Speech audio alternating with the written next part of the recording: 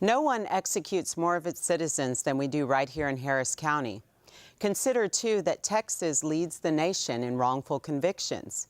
We now know that we have convicted at least 150 innocent citizens and killed at least 2. Consider that Harris County leads the nation in wrongful convictions and ask yourself whether or not we should continue to seek death here in Harris County, in the state of Texas, and whether or not we should hold prosecutors accountable in wrongful conviction cases, and whether we can afford either. Good evening and welcome to HCCLA's Reasonable Doubt. My name's Carmen Rowe and I'm the president of HCCLA, the Harris County Criminal Lawyers Association. We're the largest local criminal defense bar in the country. And tonight we're going to talk about death penalty right here in Harris County, in the state of Texas, and across the country with our special guest, Kathryn Kase, who's the executive director of the Texas Defender Services right here in downtown Houston. She's going to discuss this and much more with our host, Jimmy Ardwan and Damon Parrish. Thank you, Carmen. Good evening, everybody. Welcome to HCCLA's Reasonable Doubt. I'm Jimmy Ardwan, along with my co-host, Damon Parrish. Tonight, as Carmen said, we welcome to the program Kathryn Kase of the Texas Defender Service. And we're going to talk about the death penalty, its use across the country, and its extended use in Harris County. Got me all cracked up there, Damon. I apologize for that. That's all right. That's all right. You got to wait your turn to be brought in here. So excited to be on TV. Anyway, we're gonna be taking your questions live on the air. If you'll send us your tweets at HCCLA_TV. You can also call in the show starting at 8:30. We'll put the phone lines up on the TV, and you can call us at your convenience. And we'll take your questions right here on the air, both for us and for Kathryn, as the night moves on. I want to bring in my co-host, Damon Parrish, right now. Damon, good evening. How are you? All right. You got a little eager there coming on camera. I was excited. You know, I love being on TV. I know you do. I love it. I know you do. Damon, I want to bring in, before we get to you on the current events, because I know you've got a lot to talk about tonight. Well, we have a big case. I want to bring in our guest, Kathryn Kase. Kathryn, good evening. How are you? Great. We appreciate you coming on the show tonight, and as I said, we're going to talk a little bit about current events before we delve into the death penalty here. And one of the first things I want to get started with tonight is, of course, the Baltimore riots. Of course. Damon, tell us a little bit about what's been happening in Baltimore early on this week. Well, Jimmy, it's a story that has repeated time and time again, at least for the past year, 2 years. We have Ferguson, New York, California, South Carolina, and now we have Baltimore.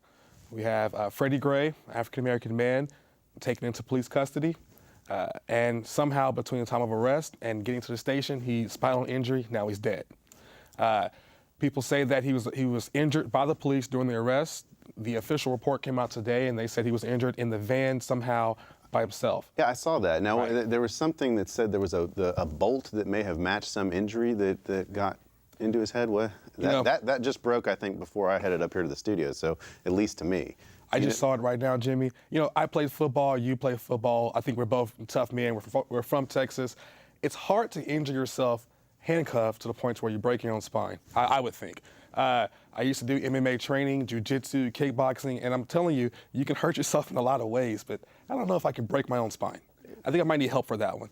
But this story is repeating itself over and over again, and of course, people in Baltimore already oppressed from years of oppression and the over-militarization of the police force that we talked about before have now begun to riot and self-destruct in a way to get attention. Yeah. It's unfortunate. Kathryn, I want to get your thoughts on this as well, because we were talking before we came on air about your experience the other night, just heading home, where I guess there was some protesters here in Houston that you encountered.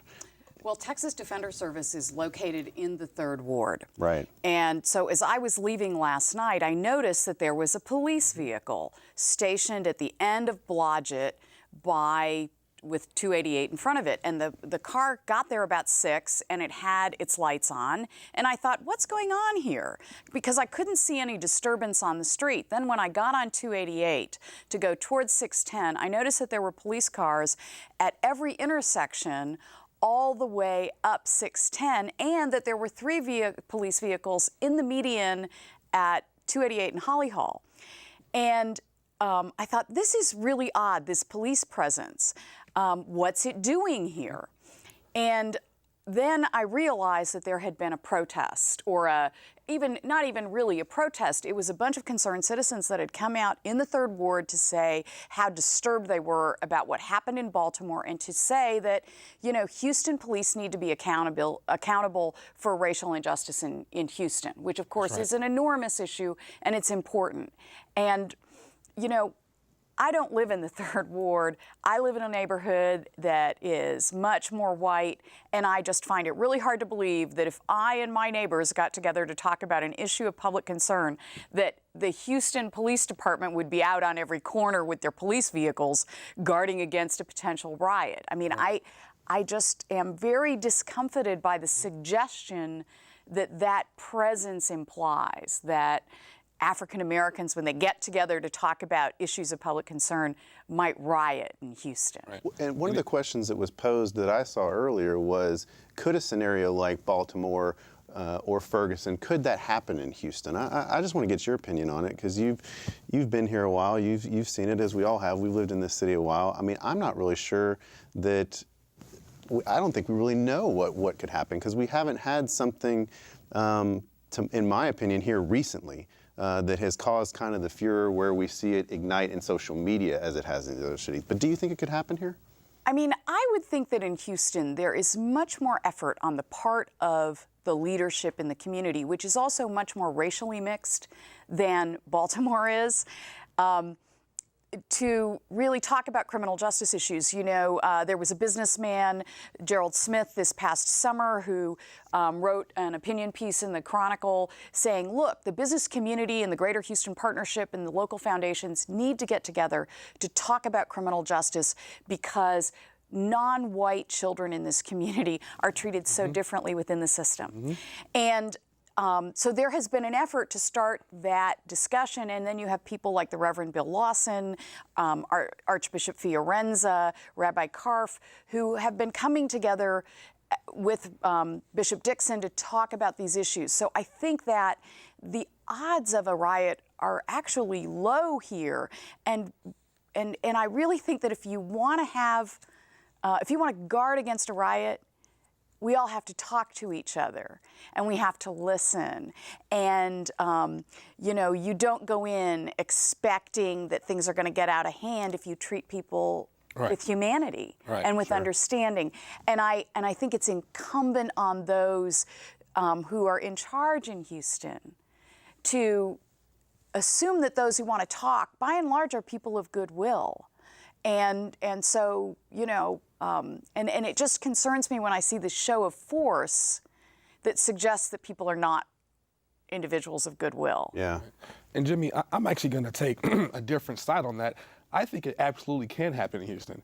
I think any place where you have a large enough people who believe that they are being oppressed systematically by the government, and then you add to that, like Kathryn said, a show of force within their own neighborhood, within their own backyard, when they're trying to assemble peacefully, which is guaranteed in the Constitution, and you're just going to voice a concern, and then immediately, and everywhere you turn, you're met with military-like invasion or show of force in your neighborhood, in your own home. I think that just adds fire to fire, and it makes people want to explode. Well, let me throw this question out for both of you to answer, because some have said, and some on the other side will say, the police and the pro-law enforcement side will say, look, these riots happen. That's the very reason that we need to have strong police presence, is because these people can't control themselves and they can't stop themselves. All they're going to do is come out and destroy their community, and this is exactly why we need the police presence we have. What's your response to that? When Timothy McVeigh bombed the federal building in Oklahoma, did the Houston Police Department place the white people in Houston on lockdown? Right. I mean, I think here the question is, does skin color predict conduct? Right. And the answer, I would hope, on the part of thinking people is no. Or does skin color justify a certain response? Which, same issue. If it was after Kentucky played basketball and they lost in the 4th seed, which destroyed everybody's bracket. Exactly. I mean, man, those kids flipped over cars and went crazy. And it was just rowdy kids. It was just a rowdy time. It was a drunken furor. In response to Ferguson, in response to Baltimore, well, those looters and animals, they deserve to be arrested. It's hard for people who've been oppressed or believe they've been oppressed to see a situation play out where there is a clear wrong, and then on the media you're victimized and you're called an animal. Right. You're told if you don't break the law, then the police won't bother you, which, as a defense attorney, we all know not to be true. And so I believe it can happen here. I don't believe it will happen in Houston. I'm with you, Kathryn, on that completely, but I believe it can. Well, let's sure hope it doesn't. And obviously, we hope that stuff like this doesn't happen again, but as we've seen, it keeps happening over and over again, unfortunately. The next item I want to move to, and this will kind of help us segue into our discussion for the night, is some breaking news happened earlier this week with regard to Robert Pruitt. He's a man on death row for fatally stabbing a prison guard back in '99, and he was granted a stay of execution Tuesday night, just hours before he was set to die. Kathryn, what can you tell us about that case? Well, we've had 6 executions this year so far, but we've also had 6 stays of execution. And 4 of those stays have come from the Court of Criminal Appeals. And what's interesting about this latest stay for Robert Pruitt is it was signed by Burt Richardson in his role as a state district judge over Mr. Pruitt's case. But Judge Richardson actually sits on the Court of Criminal Appeals. So here you have this Court of Criminal Appeals judge acting in a role as a district judge, staying the execution. So this was a stay so that further DNA testing could occur. Prior DNA testing in the case, and this case involves the stabbing of a prison guard, is to determine if Mr. Pruitt's epithelial cells are on the tape-wrapped handle of the weapon that was used to stab the guard. Because as I understand it, the first time they ran the test, only the victim's blood or DNA was found on the weapon. Is that right? Right, and the victim's blood was not found on Mr. Pruitt. And as homicide lawyers know, when an individual is stabbing someone else to death, that is an intimate act, right. And it is usual that there's cross-contamination of DNA in that circumstance. So the fact that there wasn't the victim's DNA found on Mr. Pruitt seems very odd. And the thought is that this, that much more sensitive DNA testing that we have available today is likely to find if Mr. Pruitt's epithelial cells from his hand or the hand of the murderer are present on that tape-wrapped handle. So we'll have to see what happens. And how long of a process does that normally take? So we've got the order signed on Tuesday. What are the next steps that we're looking at in Pruitt's case? It's usually what happens here is that there's going to be some sort of discussion with the local prosecutor about who's going to do the testing. Is there going to be a defense expert present? Could they agree on a lab? Or is there going to be an effort to, when you extract the epithelial cells, to keep a portion of the extracted sample there for the defense to come in and test? So there's probably some negotiation that's ongoing even at this point. And then once the negotiation is completed, there's going to be an arrangement to transport that weapon to a lab so that testing can occur. And then it really is dependent on the lab's caseload and how quickly they can get things done. Yeah. So, what we do know is that because Mr. Pruitt has had this prior testing, it's really hoped that this testing is dispositive. And because he's had this execution stayed, any future execution date can be set on 30 days' notice. Right. And Jimmy, this is one of those things where it's why wasn't this done sooner? Right. Timothy Cole, Michael Morton, Anthony Graves, potentially Mr. Pruitt here. I mean, DNA tests aren't that hard now. They don't cost that much. And if a man's life hangs in the balance of a simple test, I mean, he shouldn't have to wait until knocking on death's door before he gets either the final death nail being, hey, your DNA's on it, we can't stop, we can't change that, or, dude, it wasn't there, we're sorry. Right, and that's one of the many things we're going to talk about tonight with Kathryn Kase. She is the Executive Director of Texas Defender Services. It's a group that primarily represents indigent individuals, indigent defendants on death penalty cases. And Kathryn, I guess let's set it first for the audience. How does someone get charged with a death penalty case in Texas? What are the various ways in which someone can be charged? Well, it really helps if you're poor in Texas, Right. Number one. I don't mean to laugh, but it's unfortunately true. It seems that way. And it really helps if you've killed a white victim. The single largest predictor of whether you will face the death penalty in Texas is whether your victim is white. And in fact, you're 5 times more likely if your victim's white versus any other race, correct? Correct. And beyond that, it helps. So in addition to being poor and having killed a white victim, it also helps you if you're African American or Mexican American, because those groups are overrepresented on death row relative to their presence in the population, the general population in Texas. You know, death penalty crimes in Texas all involve murder, but it's usually murder plus. Murder in the commission of designated felonies like robbery or rape or an attempted robbery or an attempted rape or an attempted burglary, or murder involving the status of a victim. So murder of a law enforcement officer, murder of a correctional officer, murder of a child 10 years of age or younger. Or multiple murder also qualifies as a possible death penalty offense. But what's interesting about Texas is we have about 300 cases a year in which capital murder is charged. Yet, less than 15 cases a year go to trial. So the big challenge is figuring out how you get from 300 charged cases down to 15 defendants who are only facing the death penalty. Right. And I think the important thing to recognize, too, is that you talked about the statistics with regard to minorities being the overwhelming majority of people who are charged in these cases. It should be pointed out, the district attorneys, they have the discretion of when to charge someone with a death penalty case and seek the death penalty or not to seek the death penalty, don't they? That's true. In fact, the death penalty is only used, has been used, by about 120 counties in Texas. We have 254 counties, and the biggest users of the death penalty are urban counties because they have the money to pursue the death penalty, not only to put somebody on death row, but then to engage in the defense of further appeals to keep them there.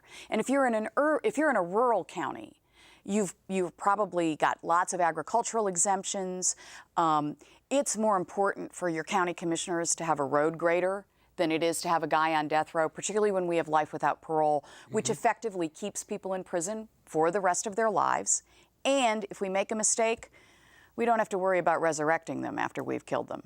Right. And Kathryn, you actually made a good point. What is the cost of a trial from death penalty trial from start to death penalty to you have now been executed versus life without parole? We don't have an accurate number because we don't break out in Texas the prosecution costs, the police costs, the judicial costs, and the incarceration costs, all of these extra special costs on the law enforcement side, we don't break out at all.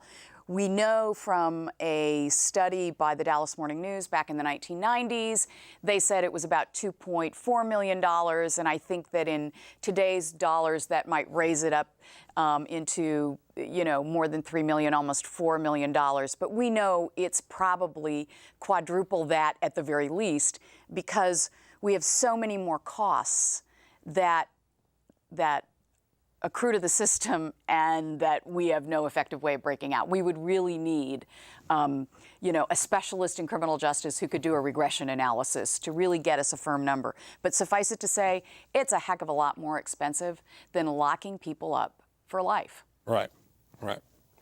And less costly if you're wrong. Yeah, exactly.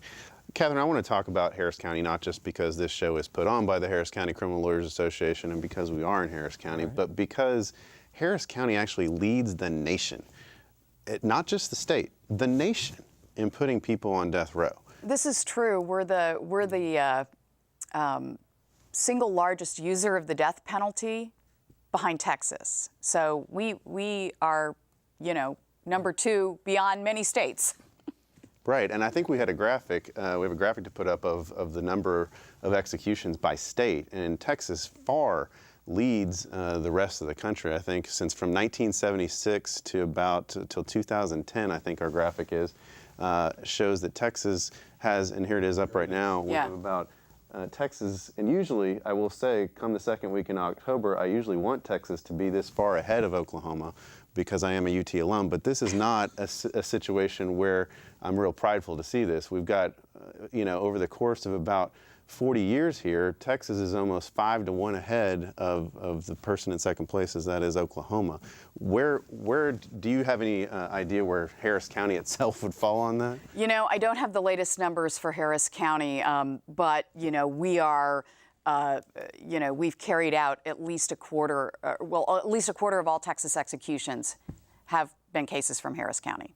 So we use it the most. And in fact, if we had any question about that, the prosecutors at the Harris County District Attorney's Office, they teach other prosecutors around the state and around the country how to handle death penalty cases. But what's interesting also about Texas is even though we lead the nation in executions and in new death sentences, those numbers have been dropping, and they've been dropping over the past decade. So, executions not so much. We still tend to lead the nation there, but new death sentences have dropped from a high of 39 in 1999 to 11 last year. Wow. Good. So speaking of Harris County, Houston and Harris County is a very racially mixed city. It's not like it's largely white and largely black. It's pretty even. What do you think drives the fact that Harris County has the largest death penalty cases in the nation? I mean, I think it has something to do with the history of Harris County, the racial history, which is not well known. And it also has to do with the lack of integration in the criminal justice system until fairly recently. What most people don't know is that during the Civil War, slave owners sent their slaves to Texas and specifically to Harris County and Fort Bend County and Brazoria County because they wanted to protect their property, because they didn't believe the Civil War would get this far. What happened was when emancipation occurred, Texas became very concerned about the great numbers of African Americans that were now free among them. That's when our walled prison system began. Up till that time, you checked in the morning and worked for the man on his farm, and you went home at night. After emancipation, we created a prison system that locked people up, and it should not surprise you that the majority of people in that prison system were African American. Right. So and the Court of Criminal Appeals was established in the Reconstruction era. So, we have this justice system that is arising really in response to the free African Americans we have. And this is a justice system that is very, very white. Houston had Jim Crow just like anywhere else. We were the last. HISD fought desegregation longer than any other school system in the state. There are people in this town who remember going to all white or all black schools and being bused across town. And despite living next door, in racially mixed neighborhoods. And so, the idea of this racially mixed justice system and, having African-American police chiefs, which is a wonderful thing, having judges who look like the people they're judging, is a fairly recent phenomenon.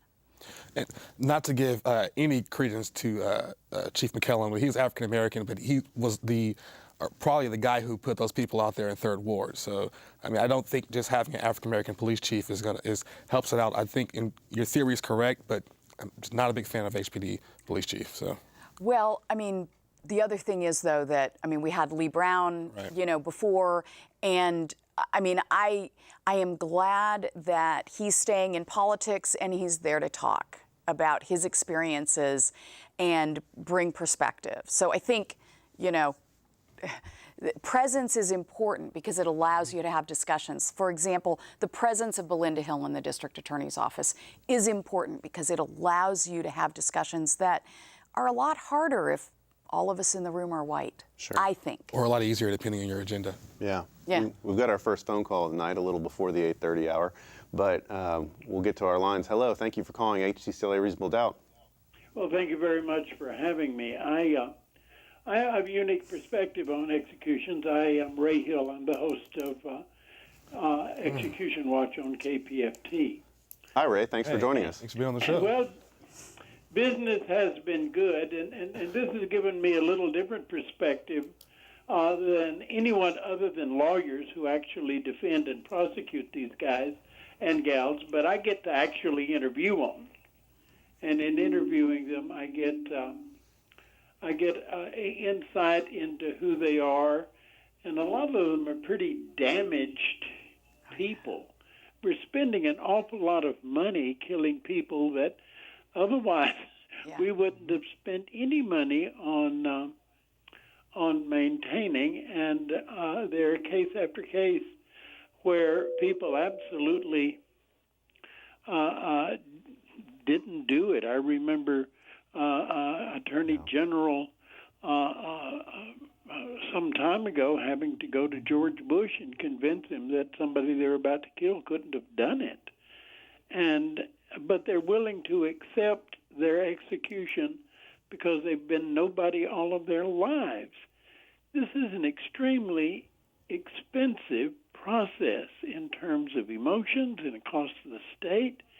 And I think that we need to pay a lot more attention of getting it right. We no doubt agree with that statement for sure, Ray. And we appreciate your call and we appreciate your comments on our show tonight. And we encourage everybody to call in.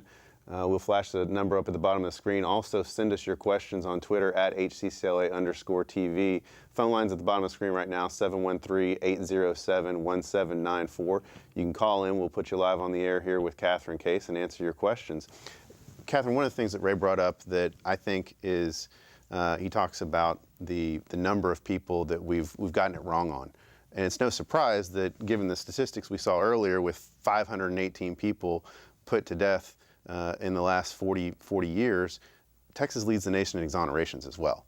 And they just keep coming out of the woodwork. Damon alluded to it earlier in our intro.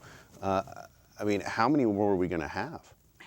You know, it's a good question, and part of the problem is that we really don't know how many people on death row are innocent. We know we've had 12 people exonerated off the row. We know there are others, such as Carrie Max Cook, who was represented by, 2 local attorneys from Houston, and who took a plea deal, pleaded nolo to get off the row, but who very likely is innocent, and the DA's office in his case is refused to do any DNA testing, doesn't want to know that he's innocent. So, and we know that Carlos DeLuna and Ruben Cantu very likely were innocent, as was Cameron Todd Willingham, who I've worked with the Innocence Project to get a posthumous commutation for. And then there's Claude Jones, who was convicted largely on the fact that there was a hair at the cash register stand that they said proved that he had killed the clerk during a robbery. Hair comparison done by Texas technicians said Mr. Jones had killed the clerk, and of course he had committed other armed robberies. Except when they did DNA testing after his execution on the hair, it showed that it was the clerk's hair, it wasn't Mr. Jones's hair. So it's just hard to know. What do you think? And then also, for the exonerations, one of the things you've mentioned before, or at least on your website, is that these people who get exonerated are almost lucked into it. You have Rayleigh or the Texas Innocence Project, or a case where you have clear DNA evidence to prove somebody wrong. So for those people lucky enough to have that, I mean, what do you think their chances of getting out, or how are they impacted by that? Well, I think that, first of all, you're right. DNA is the best thing you can have if you've got it. Unfortunately, only about 10% of the cases have testable DNA. So if you've got a case that depends on some other form of innocence, such as Rigoberto Avila, for whom the forensic determination of how the child in his care died looks to be really, really bad, like it was not in accord with the science.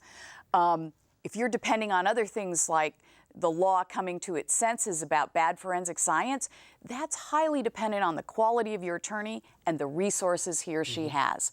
Because the courts fight very hard not to provide resources to prove innocence once somebody is on death row, because they believe in this idea of finality. Your conviction has been determined by a jury, a court has affirmed it on direct appeal, and so therefore, good luck. So you have to have attorneys who are willing to fight hard and who are willing to go to experts and say, would you testify for free? Right. Yeah. Right. Well, given this current climate, I mean, we've had exoneration after exoneration. We've got all this in the breeze, and yet we still have a number of people awaiting capital cases in Harris County, a number of them, sitting in the Harris County Jail, higher numbers than anywhere else across the state. Should there be a moratorium on death penalty cases while we get these other cases sorted out? Well, I think that if the district attorney's office doesn't consider a moratorium, it may find one imposed by the voters. Today, Stephen Kleinberg, who is known for running the longest continuous survey of an urban area in the country, so this is Harris County, the Harris County urban area, found that support for the death penalty has dropped to its lowest level in Harris County in his period of time of doing these surveys, and that basically only 26% of respondents are willing to support the death penalty as a penalty when you've got life without parole on the table. And he says that it's because of these issues of innocence and further the coverage of unfairness. Because he says, you know what? To support the death penalty, you have to believe that the system is fair across the board. And the thing that we know is that it's not fair. Right. I mean, and based on that, I mean, do you actually think it would ever be abolished or ended in Texas? I have often said that Texas will probably be the last state to abolish. And I think that we're very tethered to the death penalty. When capital cases go to trial in Texas, defendants have an 80% chance of receiving the death penalty at trial. And that number has stayed fairly constant. It is casino odds. So I think we're tethered to it, but as other states back away, I actually think that the likelihood of judicial abolition by the Supreme Court grows greater every day. And I think that the arguments yesterday in the Supreme Court in the Glossop case shows that this court is seeing that abolition is on the horizon. There are just too many problems with the death penalty. We don't get it right. We don't do it fairly. And when we want to kill somebody, we can't even guarantee we're doing it humanely. Right. That leads us to the next area. I mean, I'd like to explore, and that is the inhumaneness of these executions that we've seen. I mean, we've seen people gagging, resisting, and Having fighting, muscle spasms, having convulsions. Waking up, and the drugs don't even finish the job. For God's sake. Well, part of the problem is that the drugs we use for execution were not created to kill people. All right, so midazolam or pentobarbital were not created to kill people. They were created to have a therapeutic effect, to put people under anesthesia. They were not created so that we could go put them in a prisoner's vein and snuff the life out of them. And the other issue there is that, you can't experiment on people like that. Except that's effectively what we're doing, and we're torturing people in the process. And I realize there are probably people who are watching who say, well, who cares? These are murderers. And so I just want to take people back. This isn't Game of Thrones. I want to take people back because, in the period, let's go back to the Reformation, when Henry VIII was executing people. What's interesting about that was the methods of execution were chosen to reconcile people with their God based on the sin that they had committed that led to execution. So some people were burned at the stake. Mm-hmm. Other sinners, depending on their sin, were disemboweled. Others had their heads chopped off. I mean, there were a variety of ways to kill people. Today, our executions are not done to get people right with God. The purpose is vengeance. Right. And then on top of it, the method that we're choosing to use is so that we can accord with the Eighth Amendment's requirement of not having unconscionable suffering. But what we're really concerned about is sort of cleaning it up so that those of us who are looking on it don't have to feel bad watching this person writhe in pain. I mean, you know, there's no nice way to snuff the life out of somebody. Well, and I want to stop you there. You said that the basis of it is revenge, but the other side of that is the people are going to say, no, this is a deterrence, that we need the death penalty to deter people from future crime and from future violent crime. What's your response to that? The only people that the death penalty could possibly deter are the people against whom we carry it out. Study after study shows there's no deterrent effect. If somebody thinks about the crimes, about the punishment for a crime, they don't commit it. And in fact, as Ray Hill said, the people on death row, these are individuals who have led terrible lives. They've grown up in some of the worst circumstances, or they have severe mental illness. Forethought is generally not present, and we can contain them by holding them in prison for life, and we can protect others from them. One of our people on Twitter asked, now that we have life without parole for capital cases, is it realistic that someone would ever pose a future danger to society? I think the answer would be no. The Texas prison system is very effective at locking people up and protecting them from harming others. And it uses, actually uses solitary confinement quite liberally against people who are believed to be a threat. And in a lot of cases, they say solitary confinement these days is being overused. I mean, there's a lot of articles out there about that. Say that. Certainly. But the point is that the Texas prison system will put people in solitary if it believes they're a danger to correctional officers, correctional employees, or other prisoners, and uses it quite a lot. So, in fact, the rate of offending, of violent offending in the Texas prison system is lower than it is in Houston. And Kathryn, and Kathryn, I think that's important because in a capital death trial, one of the questions the jury has to answer for death penalty is this person will be dangerous to society, including prisoners, right? Right. So given that statement, how do you think that it can still fly in Texas, that the actual recidivism rate and the use of solitary confinement actually decreases crime in the prison system?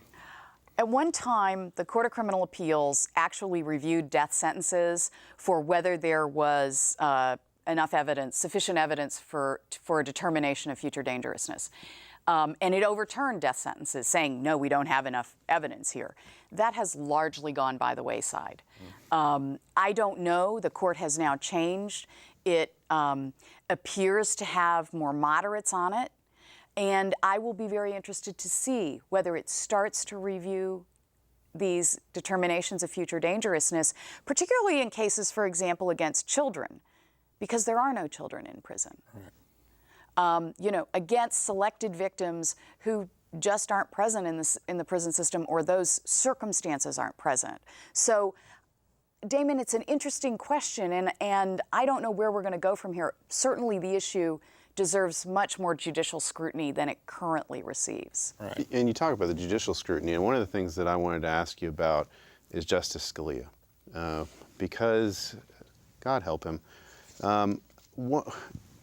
recently he said that that someone who is legally innocent, if we put them to death, it's not a violation of their constitutional rights. As long as they had a fair trial. Right. I am trying to, I work with a lot of family members of people on death row. I'm trying to think how that conversation goes with my client's mother, where I say, we know your son is innocent. The courts say he's innocent, but it's okay because Justice Scalia says as long as he had a fair trial, Texas can kill him. I mean, I don't know how you have that conversation. I have a hard time making sense of it myself as a lawyer. I think this is part of the general public's dissatisfaction with the legal system in the way that it handles the capital justice Well, and I think also the fact that process. you've got 9 people who sit in a bubble in Washington, and they don't see the look on family members' faces that we see. They don't deal with what, I mean, I think only 2 of them have even dealt with a criminal case. I was gonna say, and they probably never tried a criminal case in their Right. life, so they have no idea of dealing with the defense side of it at all. And Kathryn, along those lines we're talking about, how do you explain or how do you talk to someone, or what's your opinion on the fact that you can be mentally ill, and in life we know you're mentally ill, you can tell, and yet still somehow found legally competent to stand trial? How do the courts make that split? Well, you know, I represent Scott Lewis Panetti, Right. who was sentenced to death after he was allowed to represent himself at trial wearing a cowboy outfit. And this was while he was on Social Security disability because he had paranoid schizophrenia. He was so disabled by schizophrenia, the federal government was paying him benefits. He had had schizophrenia by the time he went to trial, I think 14 years, multiple hospitalizations. And he was found competent. A jury actually hung on that. And then he was found competent by a judge and then found competent to represent himself. And to this day, the media call me and say, how could he represent himself? And particularly when he showed up in court wearing that cowboy outfit, looking like some Tom Mix character, like, how did that go on? And I can't explain that. I mean, that was a trial that occurred in the 1990s. You know, it's like the modern era. Right. This is not the Dark Ages. Right. And I think what happens is that jurors are afraid of people with mental illness.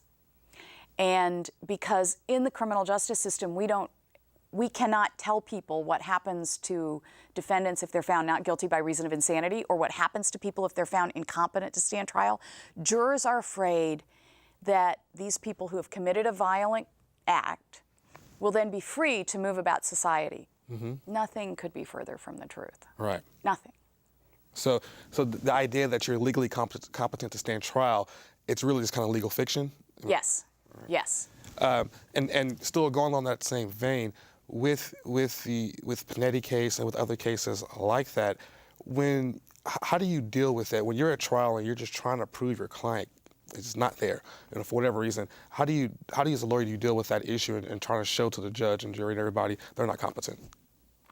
You know, one of the best things that a lawyer can do is, I think, not just bring in the medical records, but show the parts of them where the person has a diagnosis, show the timeline, because the state is always saying, oh, this person is faking or they're exaggerating. But the other thing I think you have to do is show jurors how difficult it is if you're poor to get treatment and medications if you're mentally ill. Because what most people don't know is that if you're poor and mentally ill, you have to jump through multiple hoops to get medication. And particularly if you have something like schizophrenia, the problem with schizophrenia is while there are a number of wonderful drugs, it takes time to adjust people to determine which drugs work best. Now imagine you're out in the world, you're living in public housing, you don't have a car, you don't have a way to the doctor is across town, you're having some terrible reaction to these drugs, you don't like them, they make you feel fuzzy, they might make you gain weight. And it's not like you or me where we'd get into our car and go to our general practitioner's office. I mean, if this person even goes to the emergency room, they're sitting there for hours and hours and hours because it's not like their arm has been cut off. Right. So for people who are severely mentally ill, this becomes a problem getting good treatment. And so what happens is they end up in the largest mental hospital in the state, which is the Harris County Jail. Absolutely. Yeah. We have another call coming in, so I want to get to our phone lines. Hello, welcome to HCCLA Reasonable Doubt. Thanks for your call. Excellent show. Thank you. Thank you. I'm sorry if I get mixed up. There is an echo on the phone.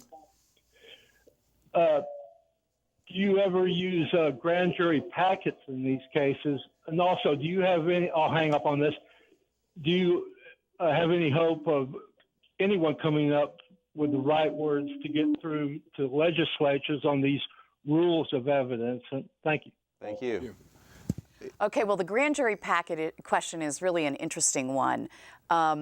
Within the last 18 months, up in Lubbock, there was a double murder, and the Regional Public Defender for Capital Cases, which is a capital public defender, investigated the case and discovered that the defendant was mentally disabled, and he had been bullied by these two men repeatedly, and that they came after him and he had killed them in self-defense. They actually presented this to the grand jury. It was a capital murder case. I mean, this guy had killed two people. He was really looking at the death penalty if it were indicted.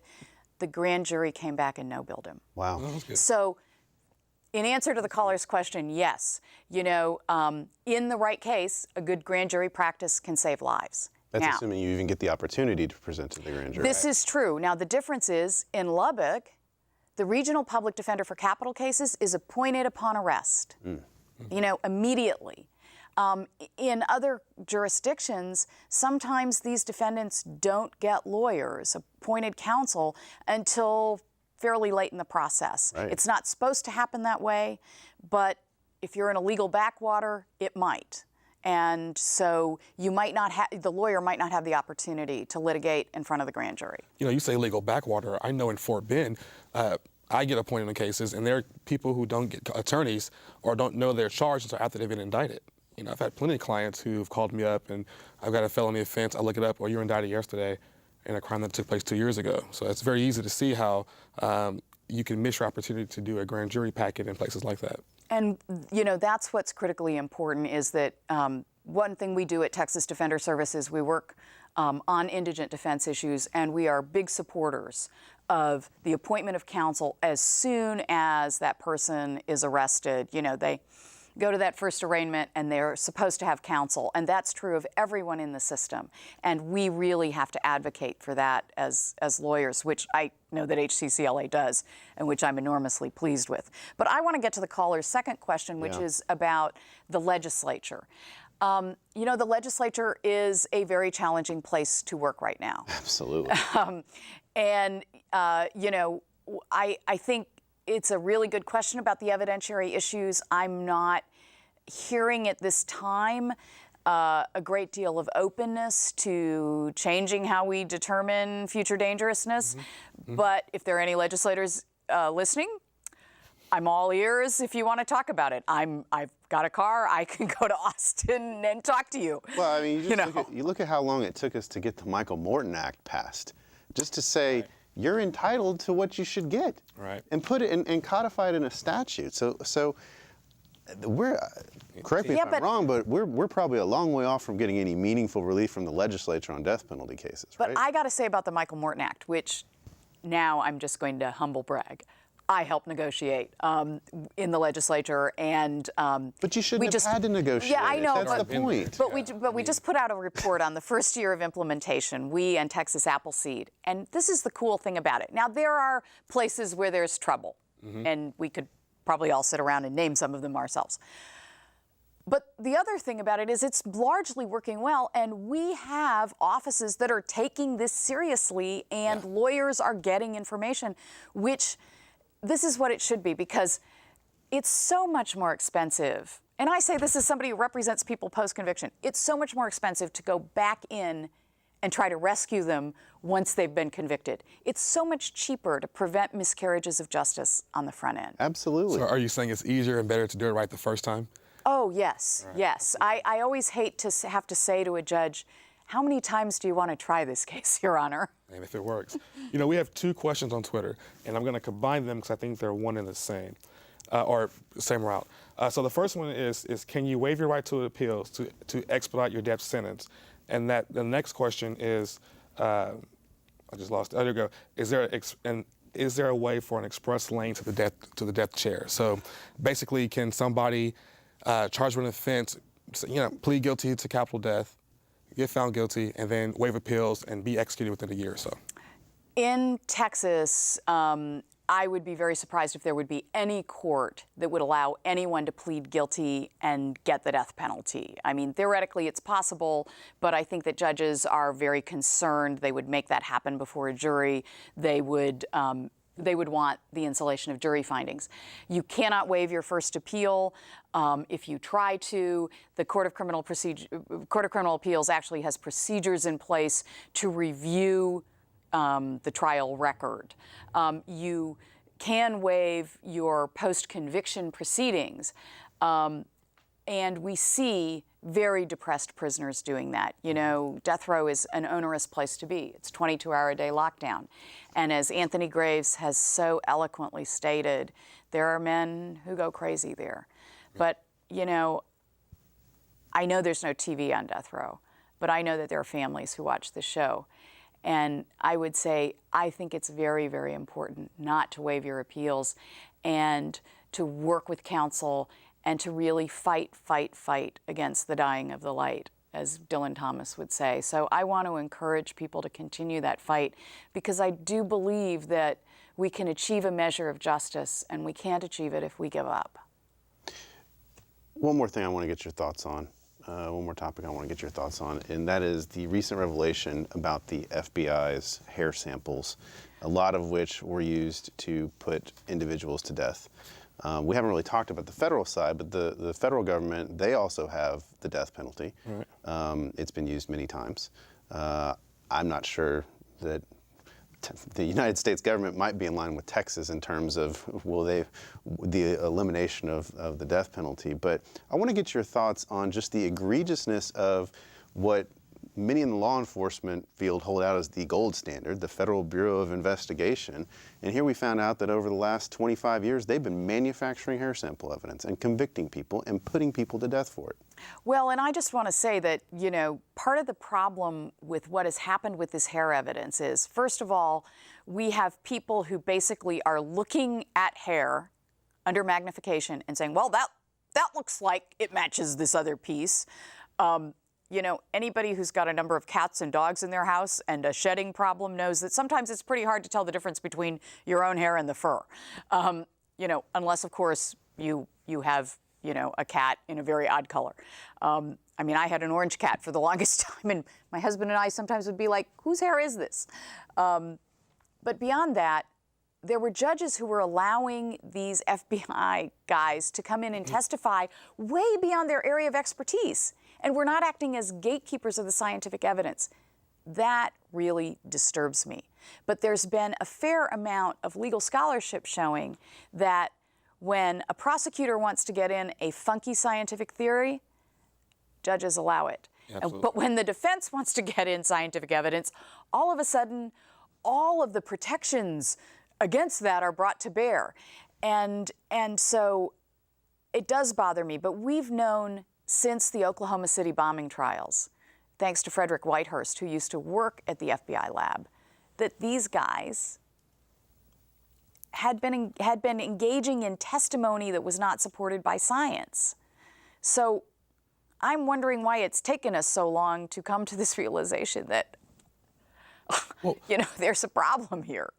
And Kathryn, how many people do you think, at least from Harris County or Texas, were convicted and are death row or have been executed based off junk science or fraudulent science? Damon, it is impossible to tell, because unless we go in and we re-review all those records, we can't know, and nobody goes in and looks at that unless those people are still alive. If they're dead, right, it's over. It's over. And in fact, good luck trying to find those records. A lot of those have since been destroyed. The evidence has been thrown out.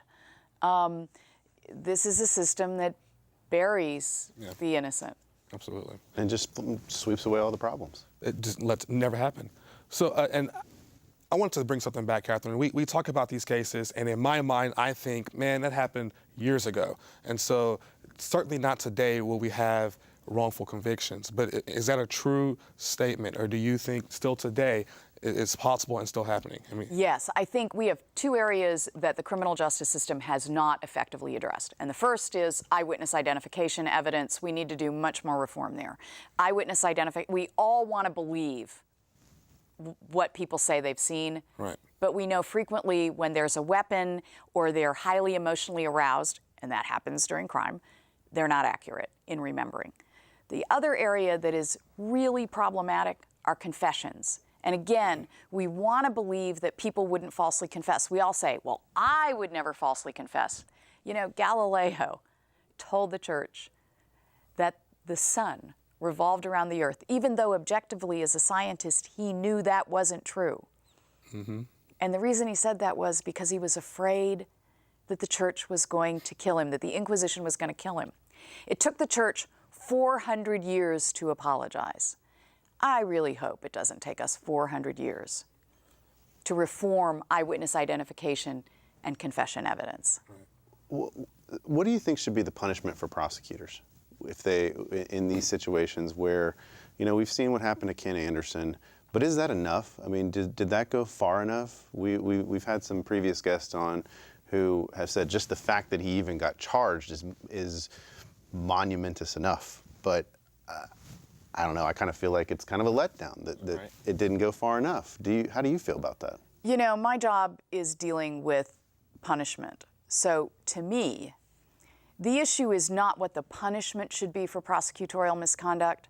The issue should be that it's investigated by the State Bar of Texas, that it's taken seriously, and that there is a process. I think up until recently, there was not self-knowledge within the bar of how lenient they had become. And I'm not even sure it was intentional. I think it just happened. I have now gotten to know some of the people in the disciplinary office of the State Bar, and my sense is there is a renewed sense of purpose and much more seriousness. And now I think it's incumbent on those of us who are practitioners to accord with Texas Disciplinary Rule of Conduct 8.03 and report misconduct when we see it. The bar can't do it all on its own. Sure, but going back to my earlier question about the counter-argument about deterrence, where's the deterrence for the prosecutors? I think there's no deterrence if the bar doesn't investigate. Right. And in the past, I think that there's been real concern that they didn't investigate, but I think now there's more effort to do so. I mean, for example, we know that the bar is going after Charles Sebesta, the prosecutor who wrongfully convicted Anthony Graves, and not only wrongfully convicted him, presented, according to the Fifth Circuit, false and misleading evidence and withheld favorable evidence. Now that's going to be a closed proceeding, so we aren't going to be able to watch it as we did the Ken Anderson prosecution, but I think that's important. I know that the bar has looked very closely at District Attorney Healy down in Fort Bend. Again, I think that that's significant because it says it's taking it seriously. I think that's the best thing for prosecutors, is that they know they're not going to get a pass in the disciplinary process, just as the rest of us don't get a pass when someone files a complaint. Right. We only have a few seconds left here, so I kind of want to wrap up on that note, and I want to thank you for coming on our show and discussing everything about the death penalty. It's really been enlightening for someone like me who doesn't have a heavy practice in the death penalty and didn't know a whole lot coming in my research, reading about you and all the cases you've been involved in. And this discussion tonight really enlightened me, and I hope it did as well for the rest of our audience tonight. So I want to thank you for coming on. Hopefully you'll be on with us again. No, you're always invited. Okay, I'm You happy are. to come back anytime. You have a standing invitation. All right. Until Harris County stops doing it, Exactly. the show. Well, and it may be less and less for all we know. Well, thank you for coming on, and I want to wrap up our show tonight and thank all of our callers for calling in, all of our followers on Twitter for sending us your questions, and I hope everybody has a good night. For my co-host, Damon Parrish, see y'all next week.